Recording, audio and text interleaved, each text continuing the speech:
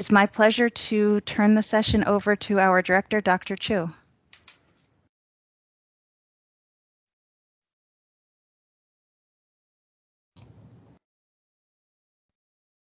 And you're on mute. Muted.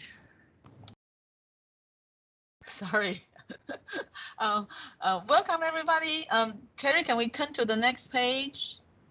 Hi, I'm Dr. Chi-Chin Chu. I'm the program director of the Rehab and Mental Health Counseling Program. Nice to see you guys participating in today's section. Join us today are our Director of Marriage and Family Therapy Certificate, Dr. Ryan Henry, and the Director of the Substance Abuse Certificate, Dr. Vicky Buckles, and our Field Experience Coordinator, Dr. Amanda DiPeppo. And we also have our Staff Assistant Director, Mrs. Betsy Davis, and our Program Specialist, Terry McKay. And we are also very happy that we have a student representative, Alyssa Valley, here with us today. So she will share her experience to all of you and answer whatever questions that you have. Next page, please. Okay, so this is today's agenda. We only have an hour, so I will probably go on like, I don't know, spaceship speed. But if we cannot finish, contact us anytime and we will be happy to chat with you. So during today's session, we will talk about who we are, what makes our program special, and we will introduce different career paths that when you graduate from our program, an example of plan of study, field placement, requirement, and opportunities. And we will also go through the application process briefly. And we also have some scholarship opportunities that we want to share with you. So again, if you have any question, please type in the chat. We like this session to be interactive. So if you type in your question in chat, Betsy or Terry will tell me and we can just answer your question while we are presenting. Or if you are shy or you like to talk to us, then you can wait until the Q&A section at the end. But like I said, if anytime you have any question after this session, feel free to contact us. Next page, please. So this is about the objective of our program. The objective of our program is to promote quality behavioral health care, particularly for people with disabilities, not only mental health like psychological disabilities, but also physical, developmental, or people with chronic illness. So our program is very unique. It's not like a typical mental health counseling programs. Our main goal is not only produce quality mental health counselors, but we also put a lot of emphasis on addressing the shortage of rehabilitation counseling in the state and national level. So I know there are a lot of increasing students who want to do mental health, and there are a lot of mental health programs in the state and in the nation. But the unique about our program is that in the field, we actually don't have sufficient professionals who are interested in rehabilitation counseling to fulfill the needs. Just in Florida itself, like this year, there are more than 100 vacancies in the state agency. So all of our students are getting jobs and their pay is actually higher than the typical mental health counselors. So if you haven't studied, you haven't learned about rehab counseling, go to our website or go to any schools that offer rehab counseling, look at what we offer and see if this is what you are looking for. So if you graduate from our program, you will be eligible for multiple credentials. So study more, like research in our programs. Hopefully you will find this program is really unique and fit your needs, and ask us questions if you find something that you want to know more. Next page, please. So I want to I just talked to Bessie and Terry, I don't know where to cut because I can brag about our program for hours, but this are some of the highlights, right? So first of all, our program is dually accredited by CACREP for clinical mental health counseling and clinical rehabilitation counseling. So our program was celebrating 50th anniversary in 2022. So if you come to us, you will be our 50th cohort. How excited about that, right? And long history means that we have alumni everywhere. So if you go to the field, you will see owners, employers, you will see clinical directors, or supervisors or administrators in public or private behavioral health agencies. So the chance is like if you go on your field placement, you will be supervised by our alumni, especially in the Tampa Bay area. I think all areas in Tampa Bay areas, you will find our alumni. We have more than 100, and Dr. People, I don't know what is the current number. It's probably more than 100 now. Probably, yes. Yeah, so it's like we have a lot of affiliated agencies that our students can do field placement. So usually we have a program, and Dr. DePapo will tell you that later. And then the next is about our faculty, our tenure track faculty, our research faculty, and research faculties have ongoing projects doing research, and they receive federal fundings from Department of Health, NIH, Department of Education, or private agencies. So if you are interested in doing research, you probably can find one of the faculty who have shared interest with you and do an independent study or thesis with them. Some of our students did a thesis or independent study or get involved with research and then move on to get their doctoral degree. And we also have clinical faculty who are like 100% practitioners in the community. So they are practitioners themselves. So when you are doing your clinical classes, you will learn from the active practitioners in the community. And what else? Oh, so you can probably see on the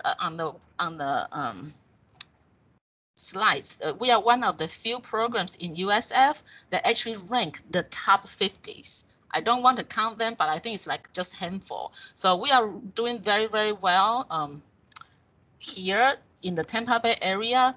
And finally, I just want to point this out that make us really distinct from other programs, that we are very proud to say that we do our best to involve our students in the program and very supportive of student-initiated activities. So Alyssa can tell us later or now, like I think we have like student representative in our faculty meeting. Alyssa is our student representative to the faculty meeting. We have student support group led by alumni, and we have student organizations.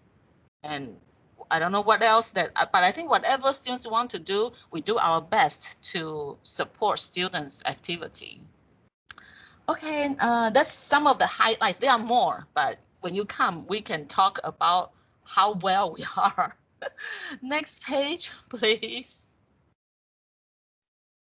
Next page, please. Yes. So these are some of the career paths. This is not all, because mental health and rehab counseling is a very broad profession that you can really go into many different directions. But these are the primary career path that our students usually move forward to. So the first one is private practice. Some of our students are really interested in having their own business. So while we don't have a specific class talk about how do you open a private practice, we do have like student organizations. They invite guest speakers or alumni to talk about how they have their own business. So students are very active on that, and they either work in the private or for-profit or non-profit agencies. And Dr. DePepo is going to talk about the licensed mental health counselor career path. Hi. So, and I'll talk a little bit more about this further on in the slides in terms of the specifics. But going through this program, you are eligible to become a licensed mental health counselor. And what that does is really allows you to work with individuals of all ages. You can do group work, you can do intakes. It is very broad. You can do contract work, open up your private practice. So that license really opens a ton of doors for you in terms of your career path. And later on in the program, I'll talk more specifically about what those requirements are.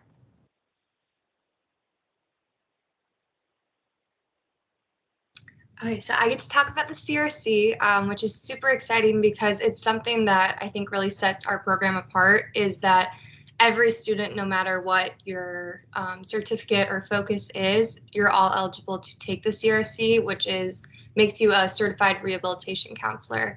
I personally am a RSA scholar, which Dr. Chu will talk about a little bit later. But that is a requirement for me, is to take the CRC at the end and become a certified rehabilitation counselor. Through this, you will get to work in the field of rehab. I personally chose this because I really loved working with people with disabilities, but I also had this need for counseling. And so when I came into this program, I thought all I was going to do was mental health counseling, but then I learned more about rehab counseling and ways that I could incorporate the two of them together and really combine my interests. And so everyone will be able to take the CRC exam at the end and have this extra credential that you can add on.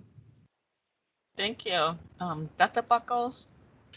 So another career path or opportunity is the MCAP, which stands for Master's Level Certified Addictions Professional. So this can go in conjunction with your license. And it particularly is for those who are interested in having a professional identity or showing that additional credential in working with individuals who have addictive disorders. And when we talk about the certificate a little bit later in the program, I'll go into a little bit more on how it meets state board certification requirements and some of the things that you can gain while inside the program that will count towards your portfolio as far as a state level certification. But it's an additional credential that can help set you apart from others in the field that, again, is unique about University of South Florida's program. And I think is one of the great things, because a lot of, if you are looking in counseling programs, a lot of programs do not have that unique option of being able to be trained in the addictions and substance abuse field. Great, thank you. Yeah, so these are the options that you can have. So our program is based on a cohort model. So we have core courses that everybody have to take, but then you can select to be in different certificate program. So to have more credential or more specialty trainings. So for example, everybody will come under RMHC. So you will be eligible for certified rehab counselors, and as well as become a registered intern when you graduate from the program for mental health counseling. But you can also select the ASA certificate, the addiction and substance abuse certificate, or the MFT certificate. And I believe Dr. Henry will talk about that later. Next page, please. Yeah, so you can come in as a full-time student or part-time student. So usually as a full-time student, you take 3 or 4 classes per semester. And if you want to go part-time, usually it's 2 classes per semester. And we anticipate everybody has to, it's not anticipate, actually you are required to take classes during fall, spring, and summer. So there's no summer break. The full-time, I don't know how, like, Lisa, do you feel like being a full-time, it's really heavy load? Can you share your experience? You're a full-time student, right? Yeah, I'm a full-time student. So this is the first semester I've taken 4 classes. It's definitely manageable. It's a heavier load. It's a lot more than undergrad, but it's definitely manageable. Everyone does things differently. So really just knowing how you learn well and how you can time manage. Some people work part-time, some people work full-time, some people don't work at all. I've worked during some semesters and not during others. So really just kind of gauging how you work. But from what I've seen, everything's pretty manageable. People have families and kids, and some people don't, but it's all just about how you time manage. Time management and organization is the biggest key. Yeah, and I saw some of the questions here. Yes, like people, sometimes they start as a part-time student and become full-time, or sometimes they start full-time and then they found a job that they have to switch to part-time. So it's all manageable, but you just need to pay attention about what classes is offered in what semester. So everybody will get an academic advisor, and you can talk to your advisor to plan out, to rearrange the plan of study, which is flexible. Any other questions, Betsy or Terry? Did you see any other question about this? So this degree is a 60 credit hours degree, and there are core courses, like I say, and everybody has 6 credits of electives. So You can use the elective you can use your certificate classes to count toward your electives. So typically, if you have one certificate, you can graduate with a 63 credit hours. And some of you may feel like, okay, I'm an undergraduate student, I take 5, 6, 7 classes a semester. But this is a clinical degree. So starting the second semester or the first summer, you need to start your practicum. And Dr. DePepper will tell you later what's the requirement. So we really emphasize on the clinical training, which will take a lot of time. So taking 3 and like Alyssa said, 4 is actually a heavy load. Any question at this point?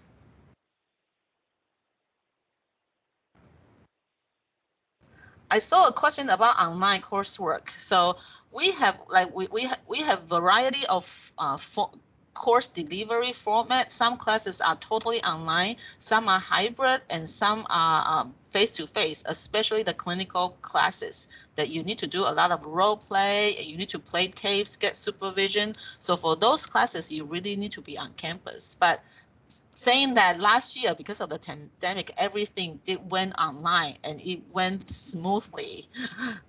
We did our best to do that. So our students are happy about that, but they miss the on-campus feeling. So they are happy that we are able to come back to campus this semester. Any other questions? If not, next page, please.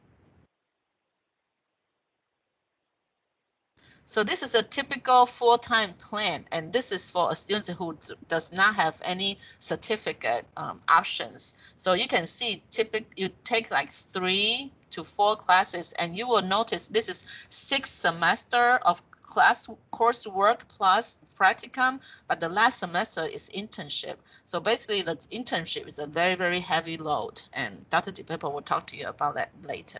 So this is what it looks like, a full-time plan. Okay, next page. Dr. Buckles. So this is the plan of study for those with the ASA certificate. So the addiction certificate is 15 credits. So that is 5 courses. All of the substance abuse courses are online to kind of open up the options for these courses. There are some live sessions that we do with role play and things like that. But as you can see, the courses that are highlighted in blue are the ones that align with the certificate program.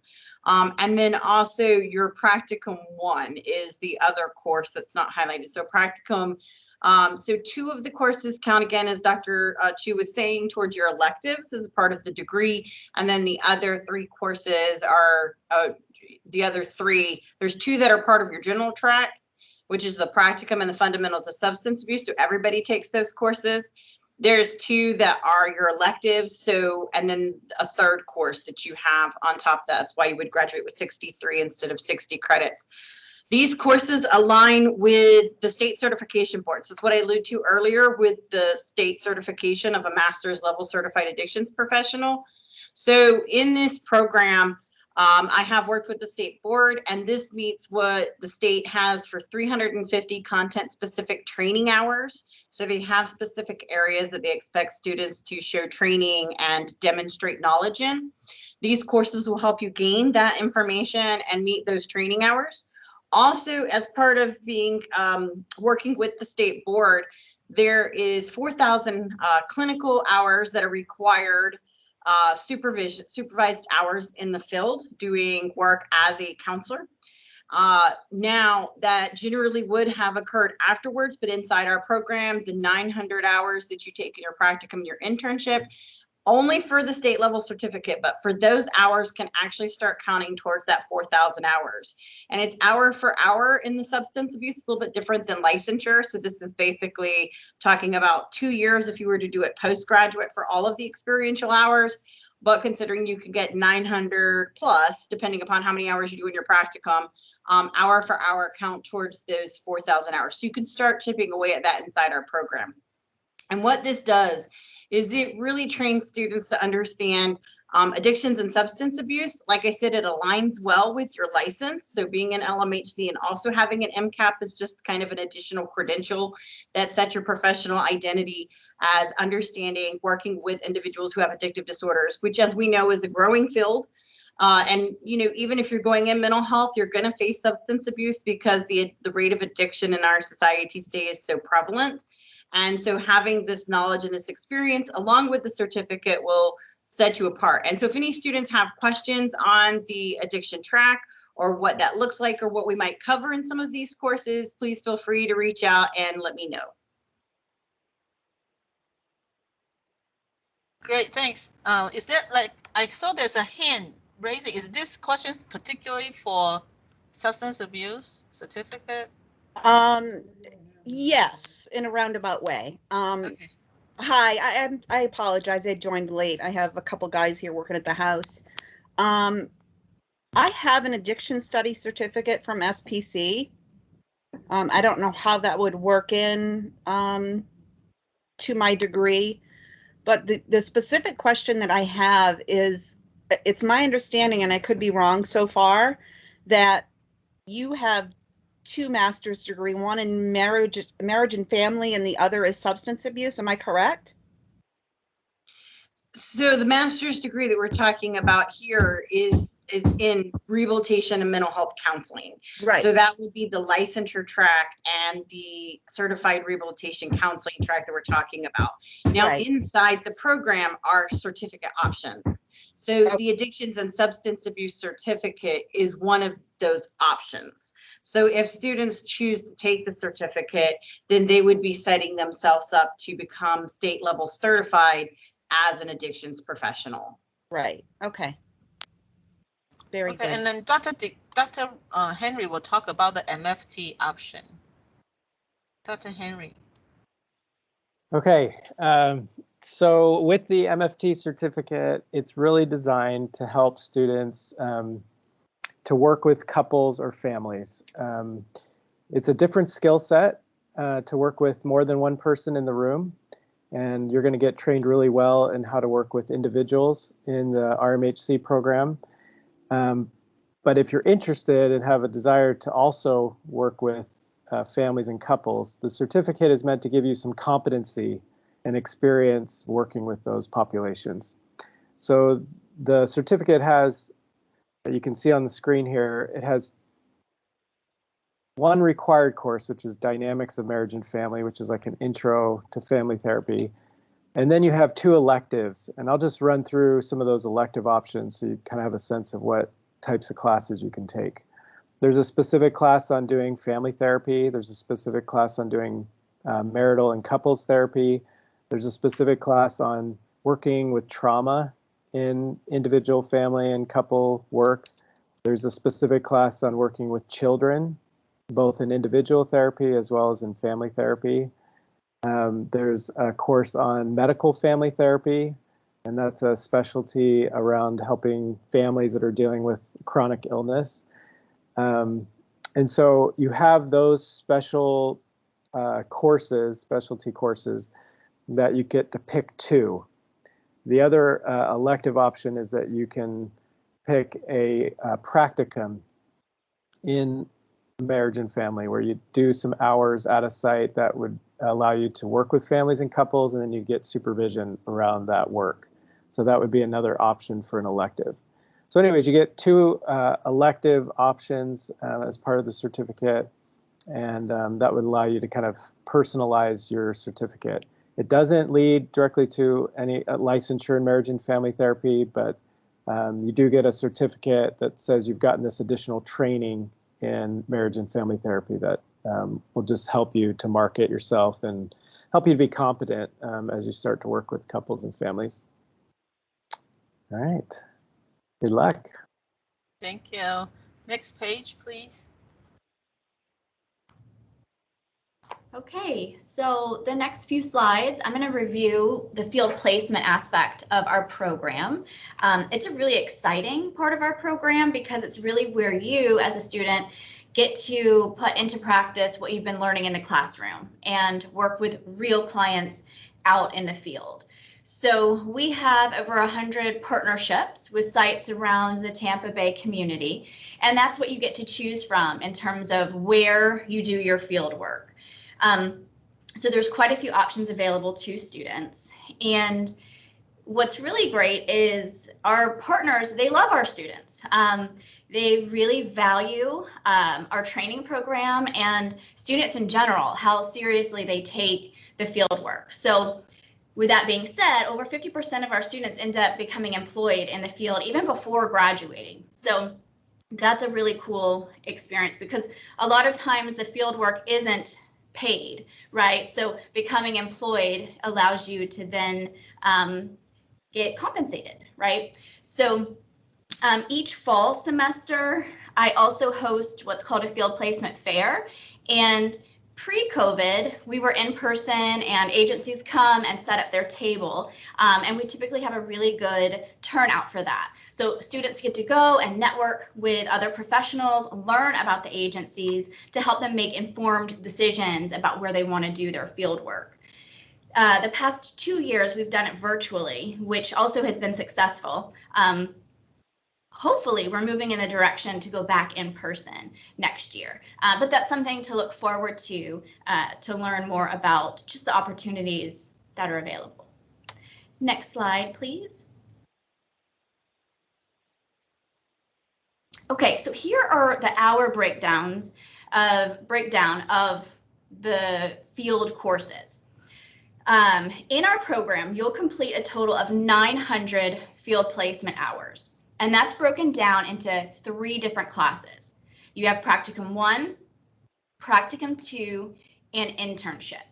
So in addition to being in the field, you're also taking a class where you're learning critical skills, you are getting supervised, and all of that good stuff. For Practicum 1 and Practicum 2, the hours are the same. It's 150 hours over the span of the semester. That breaks down to 10 hours per week in the fall and spring semesters, and then 15 during the summer semester. Then in your final internship, this is a biggie. This is the final course that you take in the program.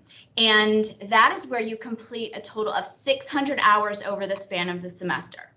That breaks down to 40 hours per week, okay? So that's something that you would need to plan for, right? So if you're a student who is working full-time and when you get to the internship, it would be impossible to hold a full-time job and do a full-time internship, right? So you would just have to plan for that and know that that is a non-negotiable part of the program.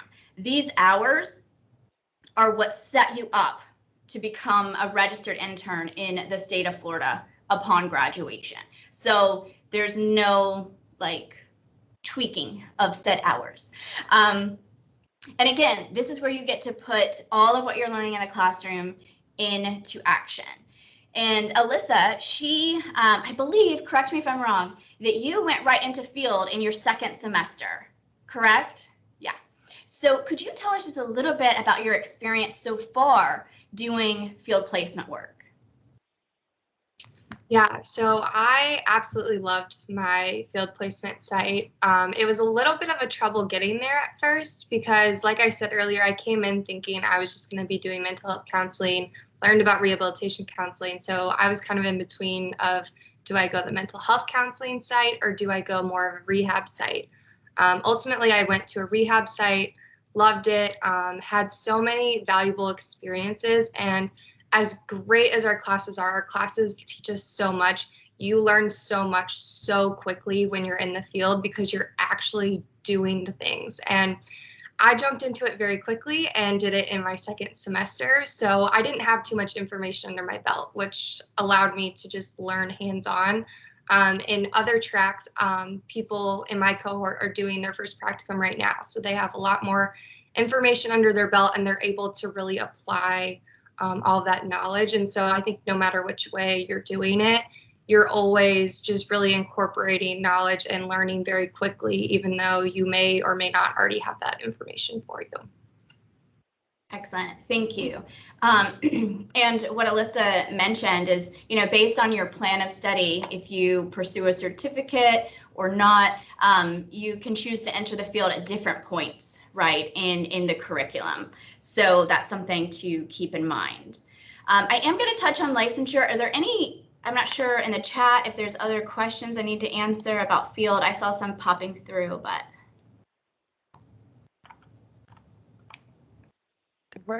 There were a couple of questions about if any of the placements are paid. You touched on it, but maybe just mention it again. Yes, so very few are paid positions. When you get to internship, there's a few more that are paid, which is really nice. Sometimes what our students will do is they become employed in the field and then seek permission to use their employment to satisfy their field requirements. Of course, if it aligns, it has to be in a similar discipline. You have to be able to be doing counseling, that type of thing. A lot of times, the employment, if you're employed in the field, you might be in what's called a case manager position, right, that does not require a license yet. So if a student was interested in that, then they would contact me when the time came, right, to see if their employment would align and satisfy their requirements. And that can be very helpful to offset just the financial piece of doing the field work. So I'll move on to licensure. Oh, it looks like there's another hand. Shauna? Yes, ma'am. I'm sorry. So past experience in, say, like you mentioned, case management, that would in no way count towards your hours? That is correct. So everything has to be within the confines of this program, right? Because our accrediting body, they require the hours to be supervised by specific individuals and also by the faculty. So it has to be under the umbrella of our particular program. It was a hopeful listen, yeah, I know, it's a great question. But yes, so looking at licensure. So again, the field requirements I just spoke of, that's what sets you up upon graduation to become eligible to be a registered intern with the state of Florida. Okay, so you would graduate, you would register with the Florida board and get your designation as a registered intern with the state. And what that means is you're working towards your licensed mental health counselor credential. And you're working full time. You're in the field, you're getting paid, hooray, all of that good stuff. And when you're a registered intern, that is you can do it in no less than 2 years. So it's 2 years post-master's clinical experience that you need to have, where you're collecting your clinical hours, getting experience, all while being supervised by a qualified supervisor. In addition to that, you have to pass the National Clinical Mental Health Counselor examination, and you can do that at any time during your 2-year experience. Once you've completed all your hours, which is a total of 1,500 hours, okay, you can become licensed. So it's quite a few steps, right? But it makes sense that there's a few steps because we are working with humans, right? We are working with them in their most vulnerable time. So there's an extra need for us to make sure that we're competent and skilled to do the things that we want to do in helping people.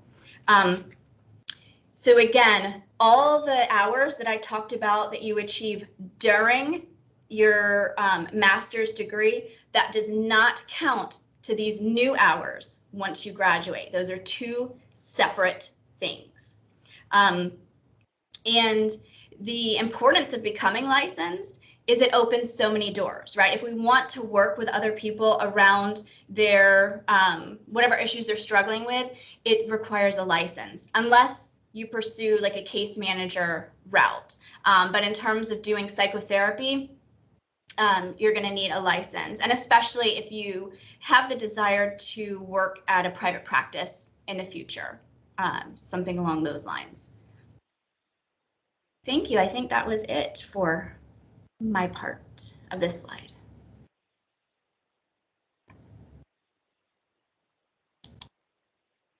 Hi everyone, my name is Terry McKay and I'm the program specialist, and I'm the one that's been emailing you, answering your questions, and I sent everyone a welcome packet. Hopefully that you have all received that, and I encourage you to take some time to review it. We've got important links that you'll want to take into consideration, and also it has an application checklist, which I'm going to go through with you now.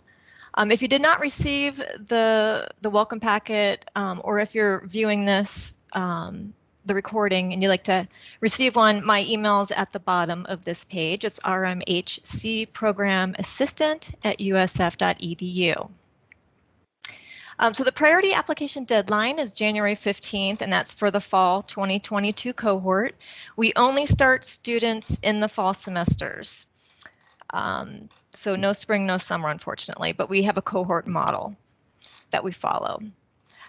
Now, if you have a late application, we can take applications after January 15th, but we can't guarantee that they'll be considered. So you really want to start your application soon and really shoot for having it completed with all the required documents by January 15th.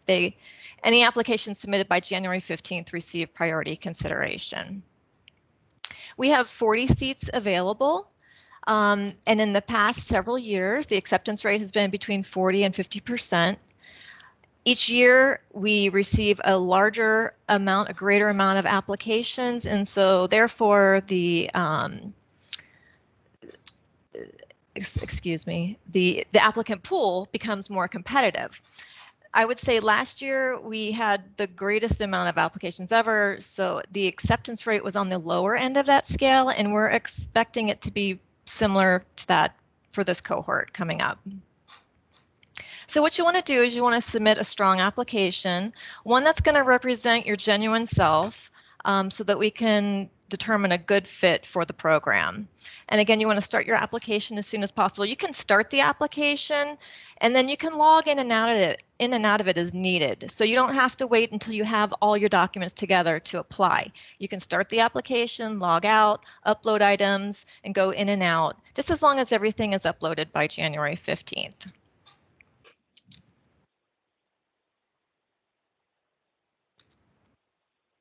Okay.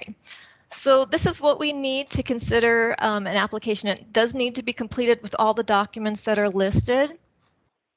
We consider all majors with a 3.0 GPA, and you do need to have a statistics course. Now, if you don't have the statistics course completed when you apply, we can still consider the application.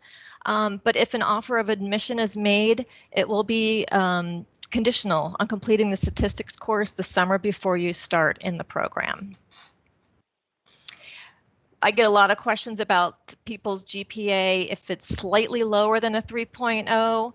I mean, it's up to you if you'd like to apply. What you'll want to do is you'll want to make sure you have something else in the application that is strong, that maybe will help raise the strength of your application. We have in the past considered some with a lower than a 3.0 GPA. It just depends on what the applicant pool looks like and if there's a need for that. All right, so what you'll want to upload to your electronic application is an updated resume. You'll have a personal statement, just like a page or two.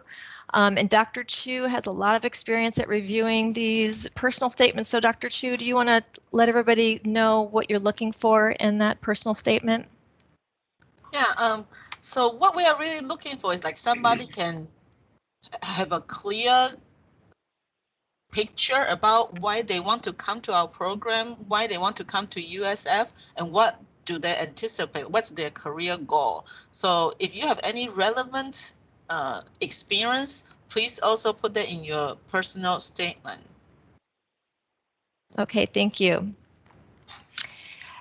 And then also it's a good area to highlight any strengths you have. You really want to make your application stand out. So anything that You can highlight about experience, any particular classes, anything that makes you stand out as an applicant. It's a great place to highlight that. And then there's 3 letters of recommendation, which you don't upload yourself. You will just enter the email addresses of your 3 recommenders. One should be from a former faculty member. That is considered the strongest letter. And then, Dr. Chu, what do you look for in the recommendation letters? Some, like, especially for the letters from your professor, we would like them to address your learning style and how you approach problems and your working ethics. So they will be the primary things that we are looking for.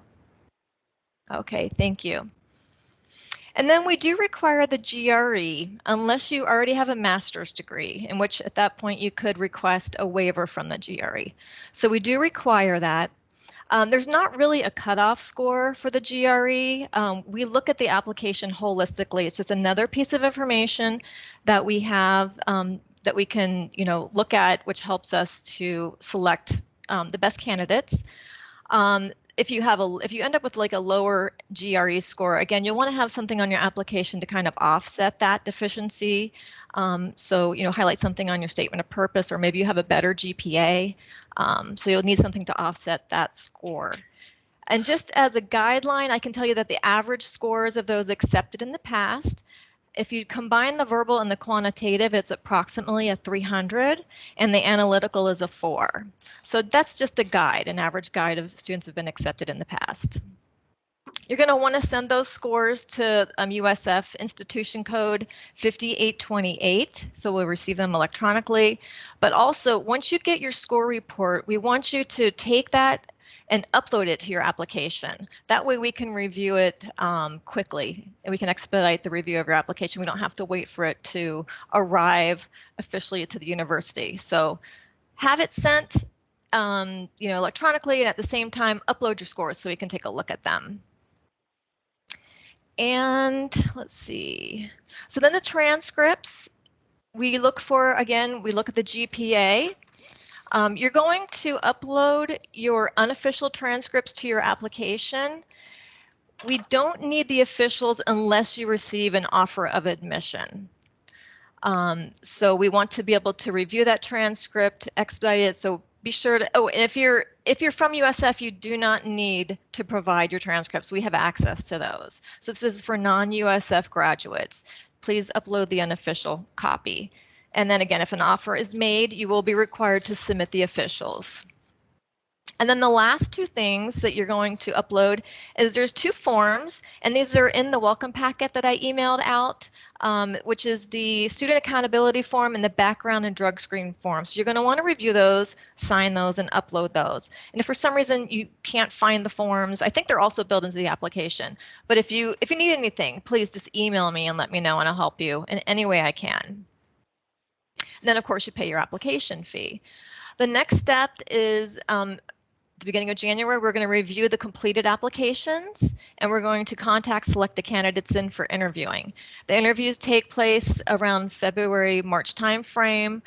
Some admission decisions, we will make immediately, while others will continue through the spring, and they can continue up through May, June even. So that's the timeline for acceptances. And we just continue until the cohort is full. We'll continue with interviews until the cohort's full. Any questions? I'm reading through the questions now, and there's a couple of questions about the letters of recommendation specifically for those who are career changers. Dr. Chu, I know you said it in the chat, but if you can speak a little bit to it for those who will be watching the recording later. If you're a career changer and it's been many years since you were in undergrad, what do you suggest? And also, do the letters of recommendation from the academic recommender have to be within the field of psychology or counseling? Yeah, so to respond to this question, first of all, it doesn't need to be field of psychology or counseling. So because what we are looking for is really about your learning styles and your working ethics and your academic potential. So even you don't have a letter from your academic professor, if there's anybody you take other classes that can speak about your learning, that will work. And some other ways will be like, I know the application is due in January 15th, but if you can start looking for classes to take, like in the spring, we can have the recommendation letter come in later. So that would be okay as well. But if you have like individual questions, contact me and then we can talk about if I have other suggestions and what you can do about that. But mainly, like I said, we are really looking for like academic letters. So if you have letters from like doctoral students, master students who like as your supervisor, sometimes we don't take that into consideration. We will say, okay, we will accept this now, but before you come to the program, you still need to submit a letter from your professor, because we are really looking for somebody who have the ability to evaluate your learning style and your academic potential. Does that, like, any other specific question about recommendation letters? But please don't use your father, your relatives, or friends. We need professional letters. Yes, Karen, you have questions? Yes, so just to clarify, so I have 3 people in mind that I've asked. 2 of them are professors. 1 of them is a PhD candidate. Would that be okay? Yeah, we only need a minimum 1 letter from your academic professor. Okay, thank you. And then I did want to ask Alyssa, because Alyssa has recently been through the whole application process and went through the interview. And I didn't know if Alyssa maybe wanted to tell us a little bit about your experience and how you prepared for your interview. Yeah, so it doesn't feel like it was that recent ago. It feels like it was actually quite a long time ago now, but I remember it vividly. My biggest recommendation would be to practice interviewing as much. You don't want to sound rehearsed. You don't want to come into it with everything ready to say, but just like we do in our program, we role play and we practice a lot. It's just to help you, especially when you're going to be nervous in your interview, just to have key points that you know you're going to say, just to make yourself feel a little bit more comfortable and not feel like you're coming into this blind. Find someone who can ask you common interview questions, research about our program, and find out information that you might be asked or that you might want to ask your interviewer. But most importantly, just really be yourself, showcase the great aspects of yourself and what makes you a good candidate for our program, because our faculty is so amazing. They're going to make you feel comfortable. I mean, they're all counselors, so they're really good at that. They're really good at trying to make you feel comfortable. So just really trust in yourself and showcase your skills and what you have. Great, thank you. Someone asked, is the interview similar to a job interview? Dr. Chu, what do you think when you conduct the interview? How does that compare to a job interview? I want to defer this to either Dr. DePeppo or Dr. Buckles. They need to show themselves more. Okay.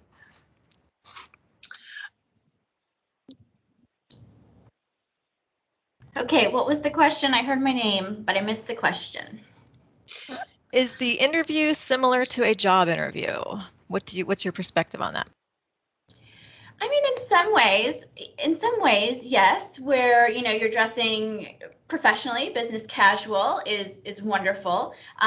Being prepared for the interview with a set of questions that you have, which was discussed, and really thinking about, you know, what you bring to the table and how our program is a good fit for you too, you know. So yeah, I think there's some definite parallels to it. And I think the main thing, kind of circling back to what Alyssa was talking about, just really showing your personality, right? Letting yourself shine through and all of that good stuff. But business casual would be a great suggestion in terms of presenting.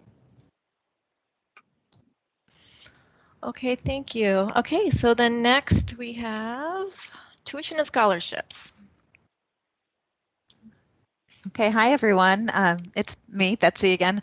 One thing that I hope that you are able to glean from this hour together is that our faculty and our students are an incredibly supportive, kind community. And I think Dr. Chu mentioned earlier that we have a student mentorship program, we have student support groups, we have a student organization. And one thing that came from student suggestions was to have more programming about scholarship opportunities for our current students. So on our website, we have a database that's been compiled of USF specific scholarship opportunities as well as nationwide scholarships.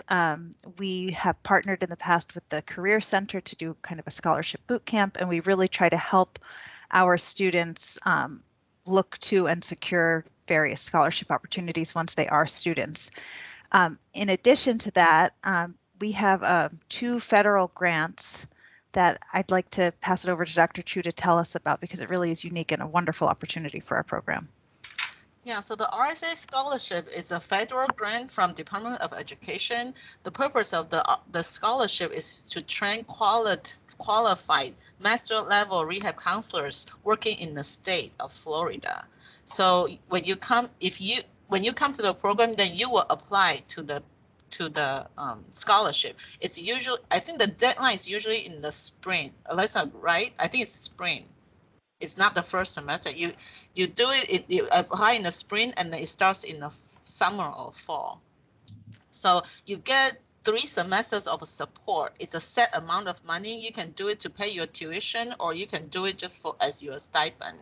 So for each semester of support, there's a 1-year payback obligation, which means that you are committed to work with people with disabilities. So you can work in the private agencies as long as they are vendors to the state agencies. So there's particular requirement for those, but when you apply, you will get the information. But the purpose that if you are interested in working with people with disabilities, this will be a scholarship that you would like to apply. So again, I think you get 3 semesters of support. And then the BHWET scholarship is through the Department of Health. So this is a new grant that we receive. So for students who want to apply to this scholarship, and this will be really good for students who are looking for paid internship. So this is not a paid internship, but you get a $10,000 when you are doing your internship and practicum too. So come with this scholarship will be a commitment to working with underserved population in the underserved communities. So you will be placed in a primary care setting. So the idea is that it's an integrated behavioral health training. So if you are in these programs, you will receive at least 16 to 40 hours of didactic training about how to work with clients in the primary care setting. And then you will need to be supervised by primary care doctors and a psychologist or licensed mental health counselors or social work in the primary care setting. So this is an opportunity, but there's no payback obligation, which is good, right? But it's a 1 year of program, and you don't apply that until 1 semester before you start your practicum 2. So you are not going to be able to apply it when you just come to the program, but I'm just telling you that this is the option. And I can also talk about the GA position because we have undergraduate substance abuse certificate and minor. So if you are a student in substance abuse, we have a lot of GA positions it's actually TA positions to help our faculties to teach at the undergraduate level. So you get experiences working with faculties about teaching, scoring, and then prepare the curriculum. And we also have GAs to do research with faculty, or we have program projects that we need students to help. So we do have several graduate assistantship positions, but all of these positions are not full-time, which are not considered salaried, which means that it doesn't come with tuition support or tuition waiver. It's hourly paid position. Okay, thank you. Okay, thank you. And then Dr. Chu, somebody asked if a student would be able to do both the RSA and the BHWET scholarships. This is a good question because we do have students who want to do that. So the general idea is that you cannot double dipping because for the RSA, you have to do your practicum and internship. At least one practicum and internship or just internship. Alyssa, do you know just internship or practicum? Yep, just internship. Yeah, just internship in the rehab counseling agencies. But for the HRSA grant, the BHWET grant, you also need to work during your internship in the primary care. So if you can find a place can fulfill both, that's a possibility. But we are still trying to figure out whether that will work or not.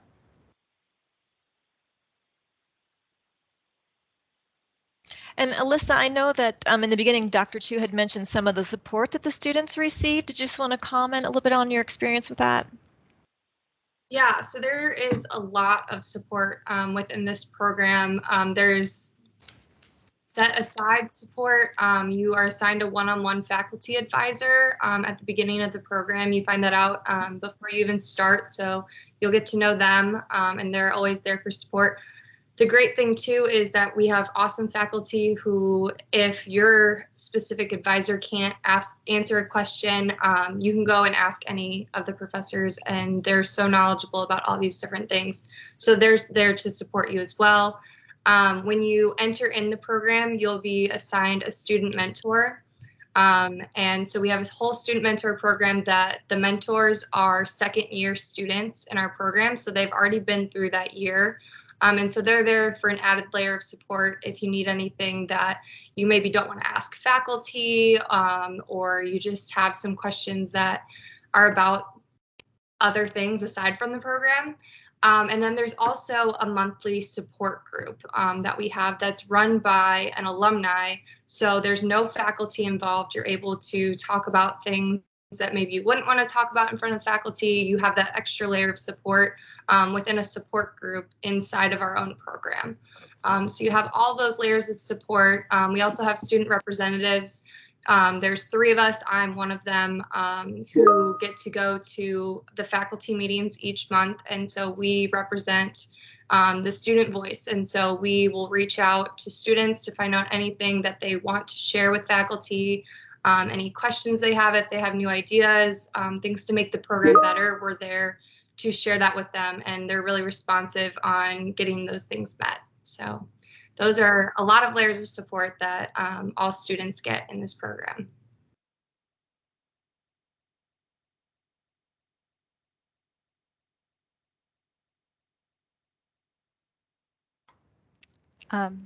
Dr. Chu, Matthew asked about the affiliation or relationships we have with VA or VA affiliated placements. Can you talk a little bit about that as far as utilizing Chapter 31 benefits to pay for the program? Yeah, we do have a faculty affiliated with VA. They do conduct research with VA, primarily in the TBI area, and we also have placements in the VA agencies. I will let Dr. DiPeppo to speak more detail about the affiliations. Yes, so we are partnered with James A. Haley, right? Actually, they're right across the street from us, and students and in both sectors. We have the partnership with them in terms of vocational rehabilitation department and also their mental health department. So students can be placed at either or of those. And then we also have a partnership with Bay Pines, and students can do their final internship in that program as well. So we do have partnerships with them for the field work. And actually, for the VA, the Bay Pines, and also the mental health on James A. Haley side of things, those are paid positions when you get to internship. So they're definitely ones to look for, and they love our students and really enjoy having them. So that's a plus. And if you have questions about using your benefit, we do have students who are veterans that if you contact us, we will ask if they are interested, then you guys we can connect you with them. Okay, we are officially at the 1 o'clock mark, but there are still some questions. I'm happy to help continuing to answer, but if you need to go, at the conclusion of the questions, we'll stop the recording and send it out to everybody. Probably by the end of this week, you'll get a link to the recording. So if you do need to leave, we want to thank you for joining us and thank you for your interest, but we will keep going through our questions. So Dr. Chu, somebody asked about if there's any benefit or if it's allowed to have more than 3 letters of recommendation. I don't know if it's allowed. I think we only. Bessie, do you know the answer? I don't really know. I believe I have seen more than 3, but when we're doing that, when we're kind of looking through the application, we don't, once we hit the 3 mark, we don't typically look for more. So I think my advice would be to stick to the 3 that you have and the best 3 that you think that it will be and submit those. Yeah. You wouldn't Great. be penalized for submitting 4, but the preference would be 3. Right. And I do want to tell you guys that we do read through those recommendation letters. So make sure you select the right person to write your recommendation letters. And then as far as transcripts go, if you were a USF student, we can pull your transcript from here, but if you attended any other institutions, all institutions, we would need your official transcript from. So typically in the application process, the parts of it that take the longest are the transcripts, the letters of recommendation, and the GRE, because those are on somebody else's timeline usually. So I recommend, if you're planning to apply, I recommend getting those pieces out of the way, or at least started as soon as possible.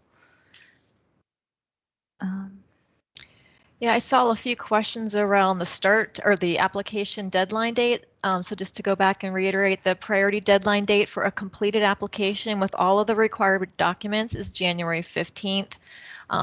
If you are unable for some reason to make that date, you can still turn in an application. It just wouldn't receive priority consideration. It would be considered based on whether or not we have openings still remaining.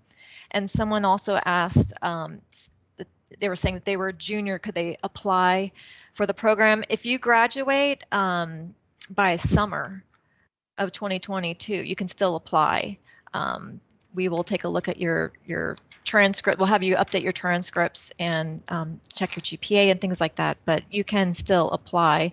The offer of admission, if you are accepted, would be contingent upon, of course, graduating and completing your undergraduate degree.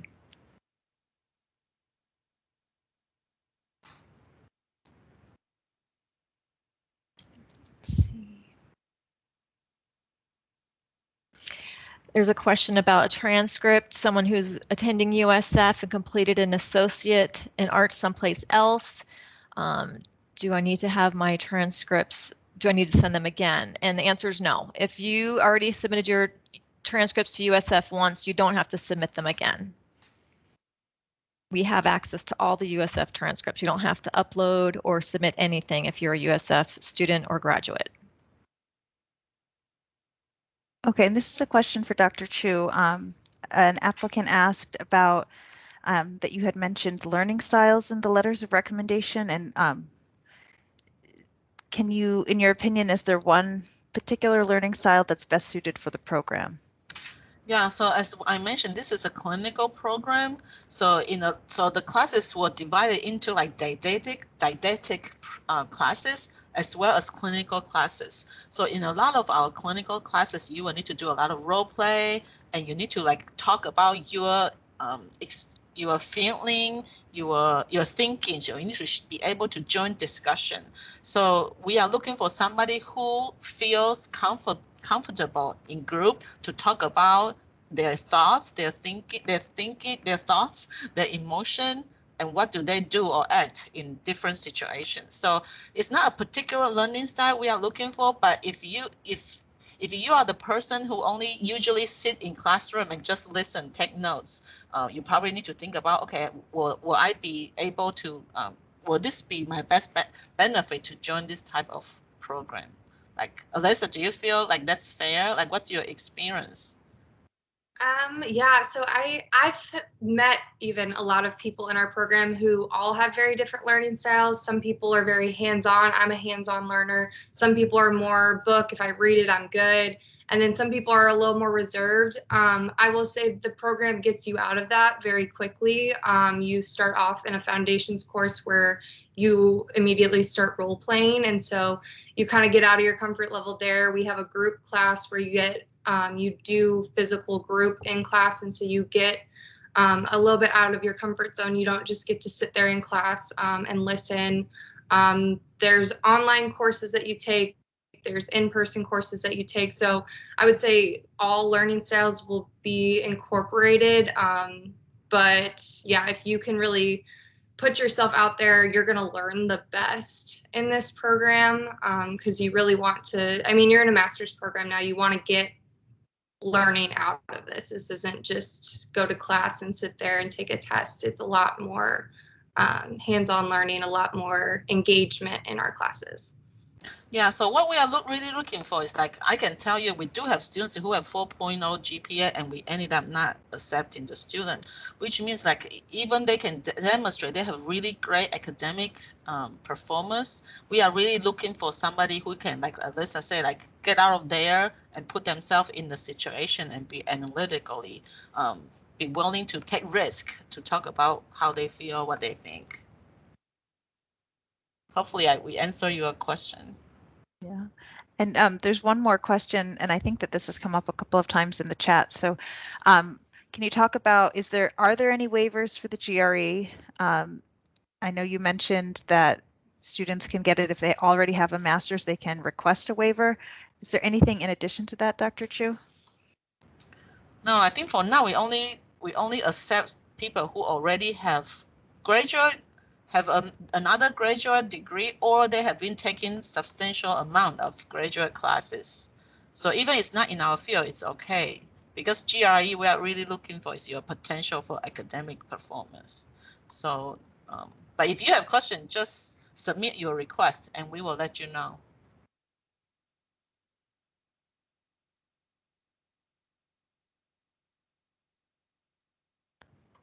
I believe that we have gotten to most of the questions. One last one that came up is to talk about our interview process. If it's done in groups or individually, Dr. Chu. So our interview, it's both.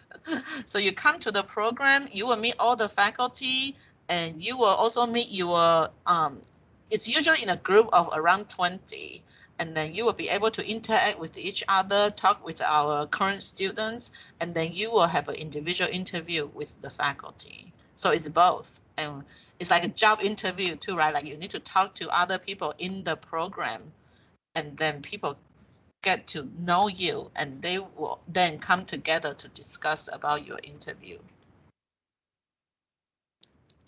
Okay. Thank you. I believe that we have answered most of your questions. If you have additional questions, Terry had given her email address earlier. It's RMHC, Rehab and Mental Health Counseling Program Assistant. So RMHC Program Assistant at usf.edu. And we will be sending out this recording soon. And thank you again for spending your hour with us. And we look forward to receiving your applications. Thank you. Bye. Bye-bye. Bye. Bye, everyone.